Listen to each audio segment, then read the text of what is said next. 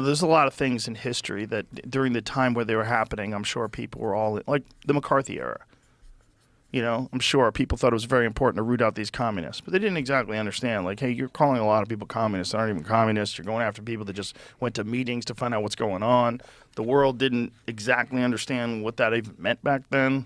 There was, we look back at it now. The Red Scare is like a negative thing. It's a dangerous sort of negative aspect of our history. Yeah, although, I'm sure you're having the same experience where lots of stuff that you learned as a clear narrative, like, the Red Scare took over people and it was like a witch hunt.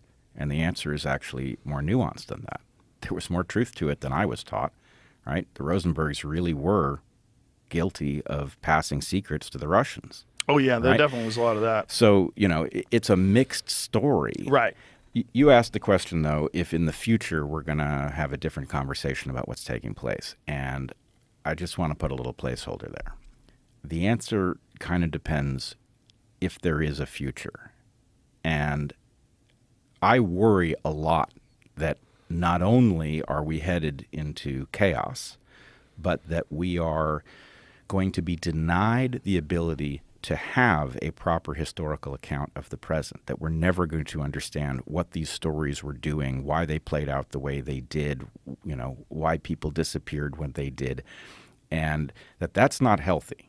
You need to be able to create a record. It's never going to be perfect, but you need to be able to create a record of what took place that has been exposed to some kind of analytical standard so that you can correct your course. If you don't know what happened, you can't improve on your thought process going forward. And that's extremely dangerous. It's like, flying with a blindfold. Yeah, that's a great way to put it. And I'm glad you did point out the fact that there were really things. The Red Scare is a weird example because people would like to kind of dismiss the impact that the communists, especially Russia, was having on our government. And there was a pretty big impact. I mean, they did steal the plans for the nuclear bomb. There's a lot of shit that happened because of actual communist interference.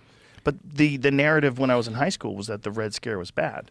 Right? It was like everybody went crazy and they were all looking for, which was true too. But that's part of the problem when you don't know. Like back then, no internet, very little paper trail. It's really hard to find out who's talking to who unless you get an actual listening device in the room and capture them talking. Yeah, we can't know, and it's important to get your comeuppance on these stories. You grow up comfortable that you understand what happened during the Red Scare, and then one day you're doing a little reading and you discover the story just isn't the one you were taught, and the more stories you dig into, the more frequently that happens.